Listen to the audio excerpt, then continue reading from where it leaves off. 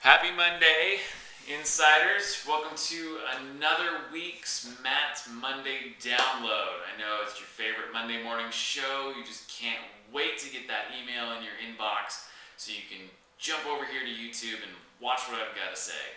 So I won't disappoint this week, I promise. Today's shout out is to several individuals, and it's an interesting shout out because it's actually coming from Radian, who is one of the largest private mortgage insurance companies in the country.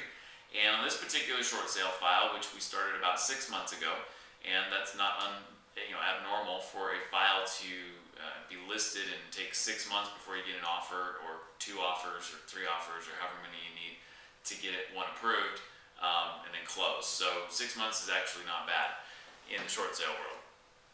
But this one had some interesting twists to it because we had our first buyer, and Flagstar was the bank, and they had both the first and second mortgage. So that was promising to us at the beginning that we had a single bank with 2 mortgages and the same negotiator. Now, we've come to believe and know that Flagstar is seemingly incompetent, and you'll find out as you hear a little more about this story why. But so it wasn't Flagstar necessarily that we were totally excited about, but the fact that we had the same mortgage, or the same lender for both mortgages. So we got our buyer on board. Todd, who was the listing agent, Todd Sullivan, found his Excite Price using the Excite Price system, got it all on lockdown, had the BPO, and implemented all the strategies that we teach, and got this thing moving forward. Now, we actually had a verbal from the negotiator that said, oh yeah, if you meet these terms, then we shouldn't have any issue getting the approval, or actually what she said is, if you meet these terms, then I'll get you the approval letter out. So we met the terms, the buyers and sellers, we came to the terms countered by the bank, and then we're like, so where's our approval? And we called, we're like, hey, where's our approval? And why aren't you calling me back? And emailed, and weeks go by. Well, what we found out when we finally did get a phone call back from, I think it was her supervisor actually, was that she had countered us based on what she wanted to see, but she hadn't even sent anything to the investor yet. They didn't see anything. And so what happened is the buyer, who's expecting any day now to get an approval based on what she said verbally, is not only anxious but frustrated that this is taking so long, and we don't even have an answer back from the investor yet. So ultimately, the buyer gave an ultimatum and said, if I don't get an approval within the next week, this has drug on so long, I'm going to walk and go find another house. And unfortunately, that's what ended up happening. We did not get the approval, and they walked and went and found a different house. So the worst part of the story is that 2 days after that happened, the approval did come in, and he literally was he was kind of looking obviously at the end of the process time, because over the weekend, from the time he rescinded one offer, he had an offer accepted on another one. And so by the time that, even though it was only 2 business days later, he had already moved on. So even though we had the approval, we couldn't close on that. So we find another buyer, and the process continues on, and we think, well, at least now we've got an offer, an approval, so we shouldn't have any issue getting this new buyer, put on this approval letter.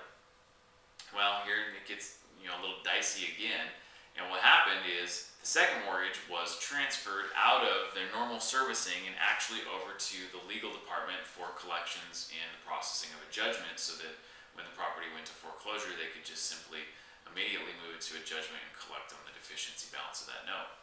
So that added a whole other element. We were having to now negotiate with their attorney and back and forth. Then they asked for things they didn't want in the original approval letter. They wanted a note, and so we had to negotiate the note off, and all these just crazy things going on. And literally, Radian, the private mortgage insurance company, had to get involved. We got them into the situation, and they were very helpful. They were putting pressure on the bank, we were putting pressure on the bank, and ultimately we got the approval and recently closed the transaction. So here's the shout out. The shout out is from Radian.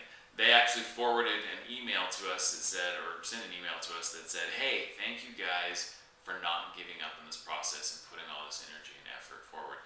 And it's not just to our team. Obviously, this shout out is to Aaron and Connie and Jen, because they kicked butt and they didn't give up.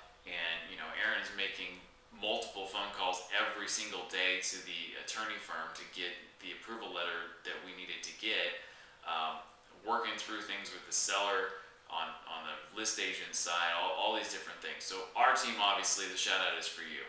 But the shout out is also to the buyer and the buyer's agent. And neither one of you may even ever see this video. So, but you still deserve mention because you guys hung on through the process. And then also this shout out is to Todd, the list agent, because there are a lot of real estate agents that have a very challenging time holding a buyer into the process long enough to get an approval. You are doing a great job, and I think that these type of situations bring hope to other real estate agents, knowing that, yeah, I can keep a buyer on board for 6 months, and it's not, it's not impossible to do. So shout out to all of you. Thank you for your involvement. Thank you for not giving up, and congratulations on getting this closed. Okay, so let's move on to the core of what we want to talk about today. And we want to talk about cooks in the kitchen. We're getting close to Thanksgiving. I thought this would be a good analogy for us to discuss and how it applies to short sale negotiation and relationships between different parties.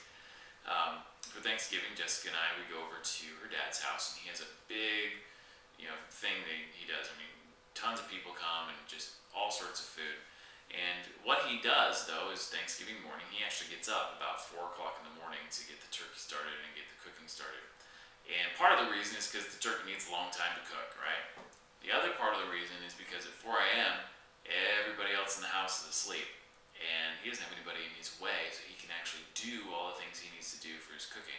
Because if you've ever been in the kitchen cooking, or you know anybody who's been in the kitchen cooking, so I think that includes all of us. We've either been there or known somebody who has. One of the frustrating things when you're really in the zone and you're trying to get something done is when you have a bunch of people in there, whether they're trying to be helpful or they're just milling around, they get in your way and you want to say, get out of my kitchen. I ain't got stuff to do. Well, short sales, to us, is our kitchen. And we have a certain way of doing things, and we have our processes, which are kind of our utensils and our ingredients and the bowls and all the different things that go into cooking. And what can happen is that either a real estate agent or a seller can, in a good heart, wanting to be helpful, want to get involved in the process. So maybe it's the seller that's calling their bank saying, hey, what's going on? You guys need to hurry this up. I got a buyer that's antsy, and the buyer's going to walk if you guys don't do something. Or maybe it's the real estate agent that makes that same phone call. Well, what happens is that helpfulness is kind of like somebody adding, doing the flour for you when you're baking a cake and say, oh, I'm going to just take care of putting the flour in the mix here so that Aaron doesn't have to worry about it. Well, the reality is that Aaron doesn't know that you just put flour in his cake, and so he puts flour in his cake, and by the time it gets all done, the cake comes out and it's gross. It doesn't work. We have to start over because it wasn't done correctly. So what I'm saying is that though there are times when we definitely need, we always need your support, but there are times even where we may need a seller to get on a conference call with a bank or a real estate agent to do the same. By allowing us to be the master chef, if you will, in this short sale negotiation, it empowers us to do what our job is, and does not empower the bank to circumvent us and go to you directly as a real estate agent to demand a cut of your real estate commission, for example, or go to a seller and demand that they sign certain documents that we may know that we can negotiate off and not have them sign. And so it almost inevitably, when a real estate agent is authorized on a loan and has made contact with the loss mitigation department, the bank shuts up for us. They just don't call us back. And I understand in one respect, because if I had a supervisor's name, I'm not going to call the negotiator anymore. I'm going to call the supervisor. And we work for you. So if they have your name, why talk to the guy that's working for the real estate agent? I'm just going to call the real estate agent. I'm going to bug them. I'm going to make them do all these things. I'm going to ask them for that. And what it does is it slows the process down, because now it has to go from them to you to us, because we're the ones that have all the paperwork, and we're the ones that are creating the HUDs and all these different things. And it also makes our efforts of trying to get a negotiator to respond to us a lot of times in vain, because they just won't call us back. And so I'm not saying don't, especially for your seller, I'm not forbidding your seller to call their bank, because I'm not going to do that. It's their bank, and if they want to call them, whatever, they can do that. But it's important that you position to your seller that if they're going to call their bank, they don't want to get involved directly with the negotiation piece, because the bank's going to put some added pressure on them that's unnecessary. We're a filter. We can filter those kind of things and help not only keep your real estate commissions and filter that part of it, but filter some of the stuff that comes through the seller. So, and then we have it all in one central place with our note system. So anyway, I wanted to give you that analogy of the cooks in the kitchen. Say thank you for your help. It's not happening a ridiculous amount of time, but it's happened a few times where real estate agents gotten involved, and it kind of slows our process down, and it makes us push harder and still not get any results. So anyway, thanks you guys. Have an awesome week, and we will talk to you soon. Bye.